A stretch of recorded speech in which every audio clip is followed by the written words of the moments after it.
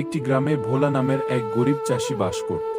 তার নিজের জমি খুব বেশি ছিল না, কিন্তু সে ছিল অদম্য পরিশ্রমী। ভোরে সূর্য ওঠার আগেই ভোলা মাঠে চলে যেত, আর রাত গভীর হওয়া পর্যন্ত কাজ করত। গ্রামের অনেকেই ভোলাকে দেখে বলতো, এত কষ্ট করো কেন রে ভোলা, ভাগ্যে যা আছে তাই তো হবে। কিন্তু ভোলা সব সময় হাসি মুখে উত্তর দিত, ভাগ্য অপেক্ষা করে না, ভাগ্যকে ডেকে আনতে হয়। আর ডাকার সবচেয়ে বড় উপায় হলো পরিশ্রম। বর্ষাকালে অন্য চাষিরা যখন বৃষ্টির কারণে কাজ বন্ধ রাখত, তখনও ভালো বৃষ্টি ফাঁকে ফাঁকে জমিতে কাজ করত। সে নিজের জমির প্রতিটি অংশ যত্ন করে চাষ করত, আগাছা পরিষ্কার করত, আর সার বীজ ঠিক মতো দিত। মৌসুম শেষে যখন ফসল উঠল, তখন গ্রামের সবার জমি মোটামুটি ফাঁকা, কিন্তু ভোলার গোলা ভরে গেল সোনালি ধানে। তার পরিশ্রমের ফল দেখে গ্রামবাসী অবাক হল।